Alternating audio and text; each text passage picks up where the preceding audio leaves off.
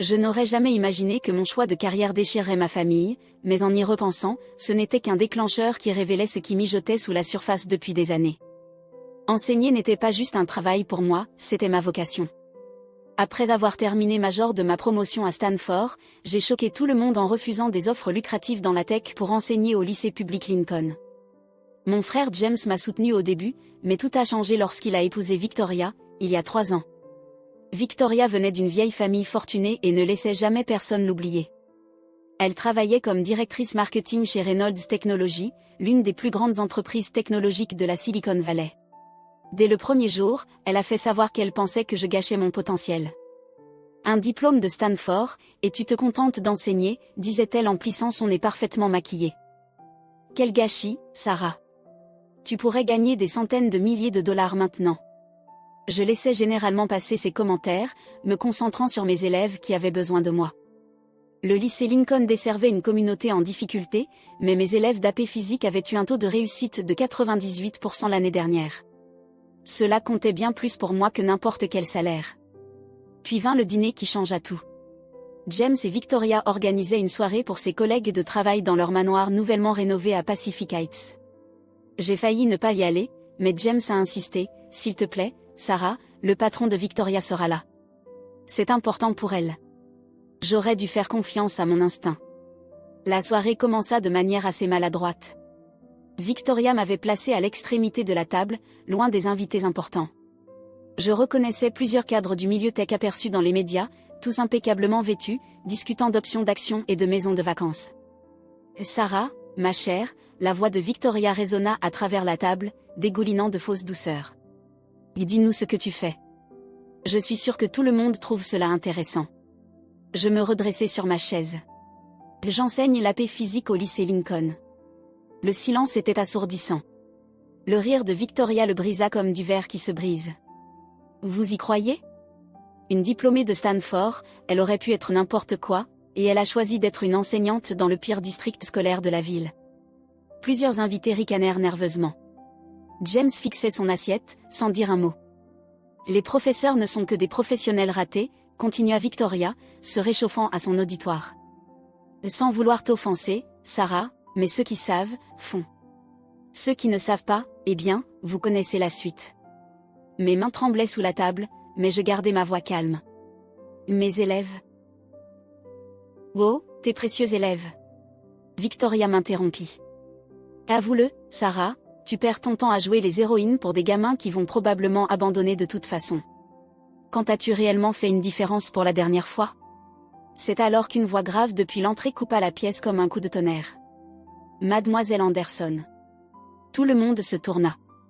Un homme grand en costume coûteux se tenait là, son aura imposant une attention immédiate. Je le reconnus instantanément, Michael Reynolds, le PDG de Reynolds Technologies, le patron de Victoria. Monsieur Reynolds. Victoria se leva précipitamment, pleine de déférence. Nous ne vous attendions pas si tôt. Mais il ne la regardait pas.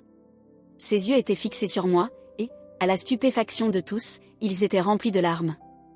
Mademoiselle Anderson, dit-il à nouveau, sa voix chargée d'émotion. Vous ne vous souvenez probablement pas de moi, mais mon fils Alex était dans votre classe l'année dernière. La pièce devint silencieuse comme une tombe. Le visage de Victoria prit une teinte très pâle. Alex Reynolds, dis-je doucement, me souvenant du garçon timide qui s'asseyait au fond de ma classe. Il a travaillé si dur. Il était en échec dans toutes ses matières avant de me rencontrer. Monsieur Reynolds continua, avançant vers moi. Le divorce l'a beaucoup affecté. Les autres professeurs avaient abandonné sur lui, mais vous. Il s'arrêta, cherchant ses mots. Vous restiez après les cours avec lui tous les jours pendant des mois. Vous croyiez en lui quand personne d'autre ne le faisait. Je sentis les larmes me monter aux yeux. Alex était brillant. Il avait juste besoin que quelqu'un le voie. Il est maintenant au MIT, l'une des institutions les plus respectées au monde, dit Monsieur Reynolds avec fierté, avec une bourse complète. Il l'appelle la bourse Mademoiselle Anderson parce qu'il dit qu'il n'y serait jamais arrivé sans vous. Le silence dans la pièce était absolu. J'entendais la respiration nerveuse de Victoria. Monsieur Reynolds continua, j'ai essayé de vous retrouver pour vous remercier. Je ne m'attendais pas à vous trouver ici. Il se tourna vers l'ensemble de la table. Cette femme n'est pas juste une enseignante, c'est une faiseuse de miracles. Elle prend des enfants qui ont perdu espoir et leur montre leur propre potentiel. Elle aurait pu choisir une voie plus facile, gagner plus d'argent, mais elle a choisi de faire une différence à la place. Victoria semblait sur le point de s'évanouir. James me regardait avec un mélange de fierté et de honte. Mademoiselle Anderson, déclara formellement Monsieur Reynolds, j'ai une proposition à vous faire, mais nous devrions peut-être en discuter dans un endroit plus approprié. Je me levai, mes jambes étonnamment stables. Pour la première fois de la soirée, je me sentais vraiment reconnue. Je pense que c'est une excellente idée, Monsieur Reynolds. Alors que nous nous dirigions vers la porte, j'entendis Victoria murmurer d'une voix étranglée à James, tu savais? Pourquoi ne m'as-tu rien dit? Mais je ne m'arrêtai pas pour entendre sa réponse. Quelque chose me disait que ce n'était que le début d'une histoire bien plus grande. Le lendemain matin, mon téléphone n'arrêtait pas de vibrer avec des messages de James et de Victoria. Je les ignorais tous. Je me concentrais plutôt sur la carte de visite que Monsieur Reynolds m'avait donnée la veille, 9 heures, siège de Reynolds Technologies. En entrant dans l'immeuble de bureaux étincelants, vêtu de mon meilleur blazer qui coûtait probablement moins que le rouge à lèvres de Victoria, je ne pouvais m'empêcher de repenser à notre conversation de la veille. Après avoir quitté le dîner désastreux, Monsieur Reynolds m'avait emmené dans un café calme à proximité. Mademoiselle Anderson, avait-il dit, ce que vous avez fait pour Alex, cette dévotion est rare. Nous avons besoin de plus de personnes comme vous dans l'éducation. À présent, son assistante me conduisait dans une salle de conférence où je trouvais non seulement Monsieur Reynolds, mais aussi tout un conseil d'administration. Sarah, Monsieur Reynolds me sourit chaleureusement, merci d'être venue. Nous avons quelque chose d'important à discuter. Mais avant qu'il ne puisse continuer, la porte s'ouvrit brusquement. Victoria se tenait là, parfaitement apprêtée malgré son évidente agitation. Michael, je peux tout expliquer à propos de la soirée d'hier, s'arrêta-t-elle net en me voyant. Que fait-elle ici? Le sourire de Monsieur Reynolds devint glacial. Madame Thompson, ceci est une réunion privée, et vous interrompez notre discussion sur notre nouvelle initiative éducative de 50 millions de dollars. Les sourcils parfaitement épilés de Victoria se haussèrent. Initiative éducative? Oui, poursuivit Monsieur Reynolds, nous lançons un programme complet pour transformer les écoles en difficulté à travers la ville, et nous voulons que Sarah en prenne la direction. Je restai figé, abasourdi, tandis qu'il expliquait les détails. Reynolds Technologies créait une fondation pour fournir des ressources, des technologies et un soutien aux écoles publiques. Il voulait que je devienne la directrice exécutive. Le salaire est de 250 000 $ par an, ajouta-t-il avec désinvolture, plus des avantages sociaux complets et un budget conséquent pour la mise en œuvre du programme. Victoria émit un bruit étranglé, mais j'hésitais. Je ne suis qu'une enseignante. Non, répondit fermement Monsieur Reynolds, vous êtes une éducatrice qui comprend vraiment ce dont ses enfants ont besoin. Vous êtes exactement la personne qu'il nous faut. Le visage de Victoria vira à une teinte alarmante de rouge. Mais elle n'est pas qualifiée. Je travaille ici depuis 5 ans. Si quelqu'un doit diriger une nouvelle initiative, c'est moi. En parlant de votre travail ici, Monsieur Reynolds l'interrompit, ouvrant un dossier, nous devrions discuter de certaines irrégularités dans les rapports de dépenses de votre département. Victoria pâlit. Il semble, continua-t-il, que vous avez imputé des dépenses personnelles en tant que coût professionnel, des montants assez substantiels, en fait. Je peux expliquer, balbutia Victoria. Je suis sûr que vous pouvez, dit Monsieur Reynolds froidement. À l'équipe d'audit, veuillez vider votre bureau avant la fin de la journée. Victoria se tourna vers moi, son masque sophistiqué se fissurant enfin. Tu as tout manigancé, hurla-t-elle. Tu essaies de me détruire. Madame Thompson, la voix de Monsieur Reynolds était d'acier, la sécurité va vous raccompagner. Alors que Victoria était escortée dehors, lançant encore des accusations, Monsieur Reynolds se tourna vers moi. Je m'excuse pour cette interruption. Maintenant, à propos du poste. Je levai la main. Avant d'accepter, j'ai besoin de savoir quelque chose. L'avez-vous vraiment licenciée à cause de moi? Il secoua la tête. Nous enquêtions sur elle depuis des mois. La femme de votre frère détournait des fonds de l'entreprise pour maintenir son style de vie luxueux. Le dîner d'hier soir a été facturé à l'entreprise. Sa garde-robe de luxe était sur des cartes de l'entreprise. Elle volait depuis des années. Je pensais à toutes les fois où Victoria s'était moquée de mon modeste salaire d'enseignante, alors qu'elle volait pour financer son propre mode de vie. Et ce n'est pas tout, poursuivit Monsieur Reynolds. Votre frère devrait savoir que Victoria utilisait les ressources de l'entreprise pour financer un appartement secret où elle rencontrait son coach personnel. Mon cœur se serra pour James. D'abord le détournement de fonds, maintenant l'infidélité. Mon téléphone vibra à nouveau, un autre message de James. Sarah, s'il te plaît. Victoria dit que tu l'as fait virer. Que se passe-t-il? Je regardais Monsieur Reynolds. J'ai besoin de temps pour réfléchir à l'offre, et je dois parler à mon frère. Il hocha la tête, compréhensif. Et bien sûr, Sarah. Quelle que soit votre décision concernant le poste, les actions de Victoria l'ont rattrapé. Ce n'est pas de votre faute. En sortant du bâtiment, je vis Victoria escortée à l'extérieur, portant une boîte de ses affaires.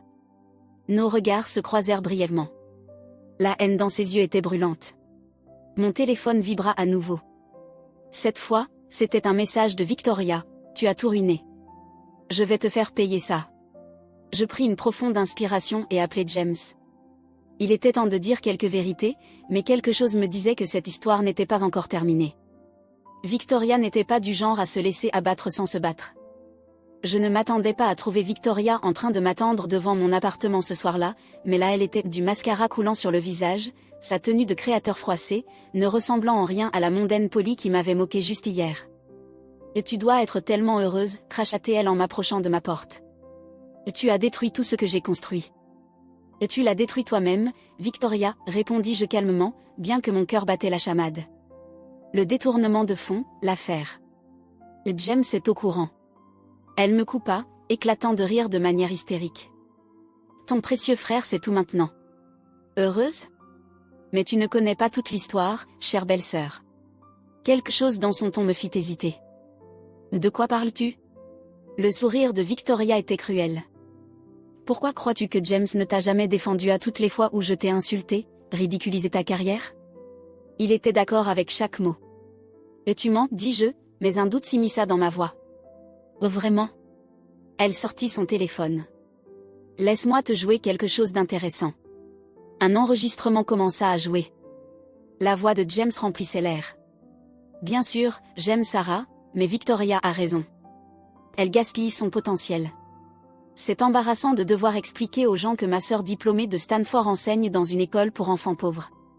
Parfois, j'aimerais qu'elle. Je ne pus plus écouter. Éteins ça. Il a manqué à ton dos pendant des années, continua Victoria. Nous deux. La seule différence, c'est que j'ai été honnête à ce sujet. Mes mains tremblaient alors que je déverrouillais ma porte. Pars, Victoria. Je pars, dit-elle, se levant. Mais d'abord, tu devrais savoir, James n'était pas seulement au courant du détournement de fonds. Il m'a aidé à le faire. Le monde sembla basculer sur son axe. Quoi? Ces fonds de l'entreprise? La moitié est allée dans son compte de trading secret. Il est aussi coupable que moi. Et maintenant, grâce à toi, tout ça sort. Son sourire était venimeux. Félicitations, Sarah. Tu n'as pas seulement ruiné ma vie, tu as détruit aussi celle de ton frère. Elle se tourna pour partir, puis s'arrêta. Au fait, j'ai déjà envoyé des copies de toute son implication à l'équipe juridique de Reynolds Technologies. Il devrait contacter les forces de l'ordre bientôt. Amuse-toi bien à expliquer à tes élèves pourquoi le frère de leur enseignante est en prison.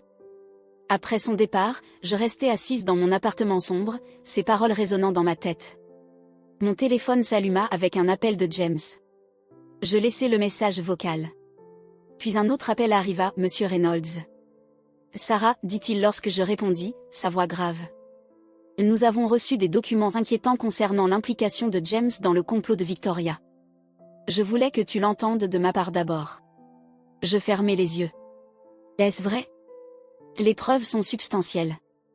Je suis désolée, mais nous devrons engager des poursuites légales contre eux deux.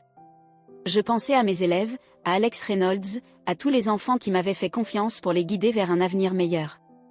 Monsieur Reynolds, dis-je finalement. Concernant votre offre, oui, je veux accepter, mais je dois savoir, les actions de mon frère affecteront-elles le travail de la fondation? Il y eut une pause. Sarah, les choix de ton frère lui appartiennent, tout comme ceux de Victoria. Ce qui compte, c'est ce que tu choisis de faire maintenant. Je regardais la photo de famille accrochée à mon mur, James et moi enfants, souriants, innocents. D'une main ferme, je la retirai. Quand est-ce que je commence? Les semaines suivantes furent floues. James et Victoria furent tous deux arrêtés. L'histoire fit les gros titres locaux, un cadre technologique et son mari accusés dans un complot de détournement de fonds d'1 million de dollars. Je me jetai dans la construction de la fondation éducative. Monsieur Reynolds tint parole. Nous avons commencé à mettre en œuvre des programmes dans les écoles en difficulté de la ville. Chaque fois que je voyais le visage d'un élève s'éclairer de compréhension, chaque fois que j'aidais un enseignant à obtenir les ressources dont il avait désespérément besoin, je savais que j'avais fait le bon choix. 6 mois plus tard, je me trouvais dans une salle d'audience pour la sentence de James. Il se tourna vers moi, son visage émacié. « Sarah, commença-t-il. Je suis tellement. Épargne-moi le coupé-jeu. Tu as eu des années pour être honnête avec moi. Concentre-toi maintenant sur être honnête avec toi-même. » Alors que je sortais du tribunal, mon téléphone vibra avec un message d'un de mes anciens élèves, Mademoiselle Anderson, devinez quoi? J'ai été acceptée à Stanford. Comme vous. Je souris, les larmes aux yeux. Victoria s'était trompée sur tout. Le succès ne se mesure pas en dollars ou en statut.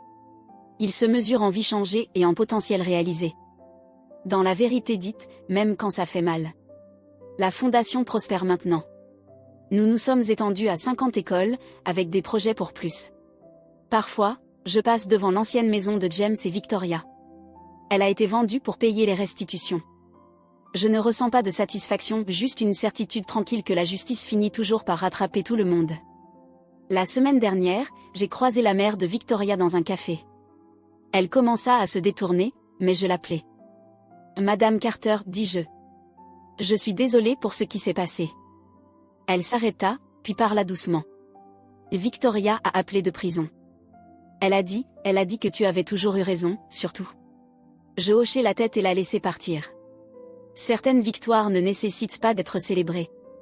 Elles doivent simplement être reconnues. Quant à moi, j'enseigne toujours une classe de physique à P. Cela me garde ancré, me rappelle pourquoi nous faisons tout cela. Sur mon bureau, il y a une photo de ma dernière classe, tous souriants, tous pleins de potentiel. À côté, il y a ma vieille plaque de nom, Mademoiselle Anderson, professeure de physique. En dessous, il y a la nouvelle, Sarah Anderson, directrice exécutive, Reynolds Education Foundation. Il s'avère qu'on n'a pas à choisir entre faire le bien et réussir. Parfois, si on reste fidèle à soi-même, on peut faire les deux. Le collier avec la clé que Monsieur Reynolds m'a donné lors du lancement de la fondation capte la lumière. L'inscription dit « L'éducation change tout ». Je le touche et souris. Victoria et James ont choisi la cupidité plutôt que l'intégrité. Ils pensaient construire quelque chose, mais c'était tout un château de cartes. J'ai choisi de construire quelque chose de réel. Quelque chose de durable. Et cela a fait toute la différence.